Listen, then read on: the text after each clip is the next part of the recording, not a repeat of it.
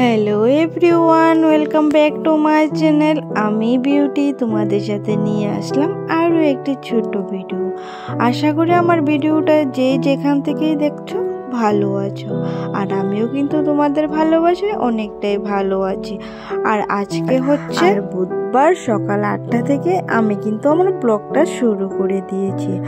আর হ্যাঁ, আমরা কিন্তু আজকে একটু দেরি করে উঠেছি, কারণ মামামের তো এখন স্কুল নেই, স্কুল অফ, এখন তো উইন্টার ভ্যাকেশন দিয়েছে, তো তার জন্য একটু দেরি করে উঠেছি।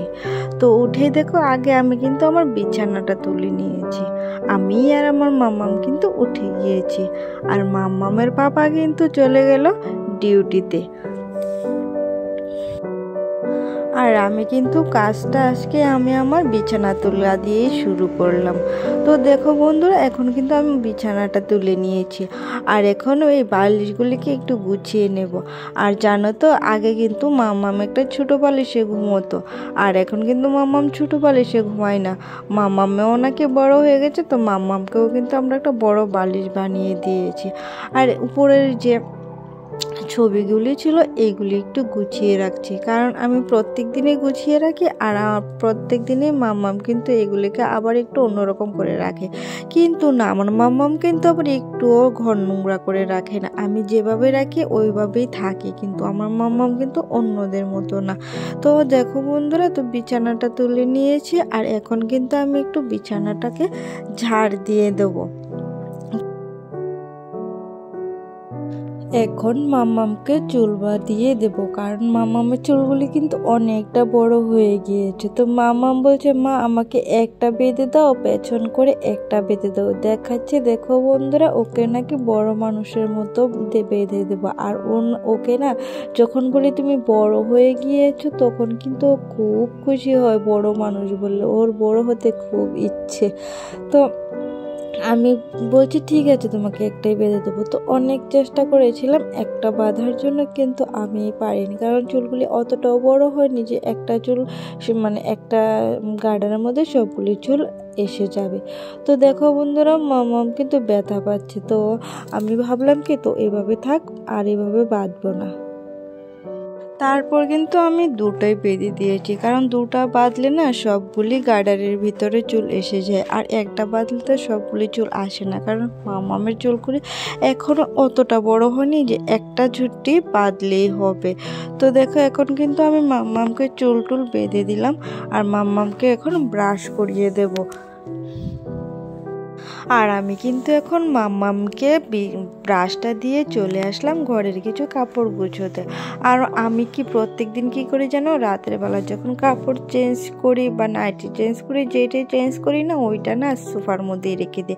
আর যা গরম কাপড় ছিল সেগুলি তো খুলে তারপরে ঘুমাই, আর সেগুলিও কিন্তু সোফার উপরে রেখে দিই। আর ঘুম থেকে উঠে না, এটা একটা রেগুলার আমার কাজ হয়ে গিয়েছে। আর মাম্মামের কাপড়গুলো কিন্তু আমি এটার মধ্যেই সবসময় রাখি, এই বাস্কেটটার মধ্যে, কারণ মামামের কাপড়গুলি অনেক ছোট ছোট, এগুলি তো আর আলনার মধ্যে গুছিয়ে রাখতে পারি না। তো সেই জন্য মামামের জন্য একটা বাস্কেট কিনে রেখে দিয়েছি। আর এই বাস্কেটটা তো আমি অনেক ছোটোবেলা থেকে এটার মধ্যে মামামের কাপড় রাখি, কারণ এটার মধ্যে কাপড় রাখলে না আমার অনেকটা সুবিধা হয়, কারণ মামামের কাপড় আর খুঁজতে হয় না। ছোটো টুকরো টুকরো কাপড় তো আমি সব এগুলি এইটার মধ্যে রেখে দিই, তাহলে না আমার অনেকটা সুবিধা হয়। আর তোমরাও যদি কারোর এরকম ভালো লাগে, তোমরাও কিন্তু এটা ইউজ করতে পারো, অনেকটাই ভালো। তো এখানে দেখো অনেক কাপড় চোপড় হয়ে গেছে শীতের সময় যেহেতু, আর গরমের সময় কিন্তু এত কাপড় থাকে না, তো সেটা তো ফুলফিল হয় না। আর এখন যেহেতু শীত, এটা একদম ফুল হয়ে যায়। আর এখন চলে আসলাম মাম্মাম আর আমি টিফিন খাওয়ার জন্য। তো মাম্মামকে দুধ আর বিস্কিট দিয়ে দিয়েছি, আর আমি দেখো সকাল সকাল প্রসাদ খেয়ে নিচ্ছি, কারণ কি দিদি পুজো থেকে আসার জন্য সময় আমাদের জন্য প্রসাদ নিয়ে এসেছে। তো ভাবলাম কি তোমাদের সাথে ওটা শেয়ার করি। আর প্রসাদটা হলো হরিওম ঠাকুরের প্রসাদ, উপাসনায় গিয়েছিল, তো তার জন্য বাড়িতে আসার সময় আমাদের জন্য প্রসাদ নিয়ে এসেছিল। আর এখানে দেখো মাম্মাম কিন্তু দুধ আর বিস্কিট খাচ্ছে, আর মাম্মাম কিন্তু ক্যামেরার সামনে ধরলে কিন্তু অনেক নাটঙ্কি করে। আর এখানে মাম্মামকে দিয়ে দিলাম দুধ আর বিস্কিট। তো আজকে বেশি কিছু রান্না করব না, কারণ আজকে কিন্তু আমরা চলে যাব আমার বাবার বাড়িতে। কারণ আমার বাবার বাড়ির ওইদিকে একটা দাদা ভাইয়ের বাড়িতে আমাদের ইনভাইট করেছে কালী পুজোতে। তো আজকে সেই কালী পুজোতে যাব। তো তার জন্য আজকে কিন্তু বেশি রান্না করব না, হালকা একটু রান্না করব, কারণ আমরা শুধু দুপুরবেলায় খাবো। আর রান্না হবে পেঁয়াজ কলি, আলু, গাজরের ভাজি, আর হবে একটু ডাল, মসুর ডাল। তো দেখো মসুর ডালটা কিন্তু শেষ হয়ে গিয়েছিল, এখন কিন্তু আমি বোতলের মধ্যে পুড়িয়ে নিয়েছি। আর এখন দেখো পেঁয়াজ কলি, গাজর, আলু আমি এগুলিকে ভেজে নিচ্ছি। আর যেহেতু ভাজিটাই হবে আর ডাল হবে, তো সেই জন্য ভাজিটা একটু বেশি করে নিয়েছি। এখন ভাজিটাকে একটু ঢাকা দিয়ে দেবো, এই যাতে তাড়াতাড়ি সিদ্ধ হয়ে যায়। আর এখন দেখো আমি আমার ডালটা বসিয়ে দেবো কুকারের মধ্যে। কুকারের মধ্যে বসালে একটু তাড়াতাড়িও হয়ে যাবে।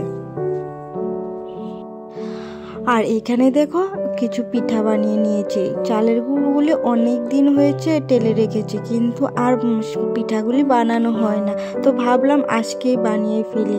তো এই সিদ্ধ পিঠাগুলি আজকে বানিয়ে ফেলবো। আর আমরা তো এগুলিকে বলি মেরা পিঠা। আর তোমরা কি ভাষায় জানো আমাকে কিন্তু কমেন্ট করে অবশ্যই জানিয়ে যাবে। আর আমার না পিঠার মধ্যে শুধু এই পিঠাটাই একটু ভালো লাগে চা দিয়ে খেতে। তো তোমাদের কার কার এই পিঠাগুলি ভালো লাগে তোমরা কিন্তু অবশ্যই কমেন্ট করে জানিয়ে যাবে। আর এখন কিন্তু আমি সেই পিঠাগুলিকে কিন্তু পাপ দিয়ে বানিয়েও ফেলেছি। এই যে দেখো পিঠাগুলি কিন্তু হয়েও গিয়েছে। আর আমার এই পিঠাগুলি খেতে কিন্তু বেশ ভালো লাগে। আর বিশেষ করে এগুলির সাথে যে আরেকটা মেরা পিঠা, পুলি পিঠা হয়, পুলি পিঠাগুলি আমার সেরকম ভালো লাগে না, কিন্তু এই পিঠাগুলি একটু ভালো লাগে আমার কাছে বেশি। চা দিয়ে খেতে ভালোই লাগে। আর আমি এগুলি নারকেল দিয়েই করেছি। অনেকে কিন্তু এমনি খালি করে, কিন্তু আমি একটু নারকেল চিনি দিয়ে তারপরে মেরা করে তারপরে গুল করে পিঠাটি বানিয়েছি।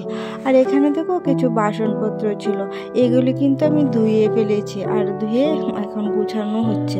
আর আজকে জানো কি করেছে, আজকে আমাদের বাড়িতে একটা কাজ হয়ে গেল। আমাদের বাড়িতে কিছু ফুল গাছ আছে, আর সেই ফুল গাছের কলিগুলি নাকি মাম্মাম ছিঁড়ে ফেলেছে। মাম্মাম কিন্তু কোনো সময় এরকম করে না। তো বাইরে দিদি বলছে ফুলের কলিগুলি নাকি মাম্মাম ছিঁড়ে ফেলেছে। আমি বললাম কখন? বললো কাল মনে হয় ছিঁড়ে ফেলেছে।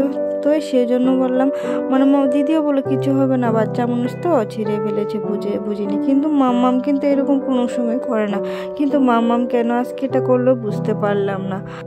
আর এখানে দেখো একটা তাক বানিয়ে নিচ্ছি, কারণ কি জানো তো মহিলাদের যেহেতু এই রান্নাঘরটা একটা শখের ঘর, তো রান্নাঘরটা সাজানো একটা কিন্তু অনেকেরই একটা মানে মনের মধ্যে আশা থাকে যে এইরকমই হোক না কেন ঘরটাকে একটু সুন্দর করে সাজানোর জন্য।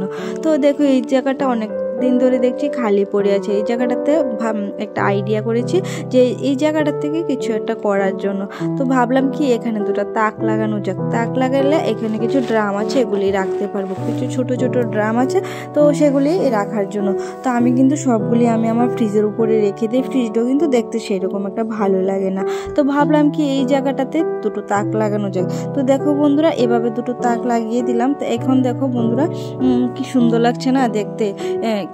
হোক না ছোটো একটা রান্নাঘর, কিন্তু দেখতে তো অনেকটা সুন্দর, তাই না?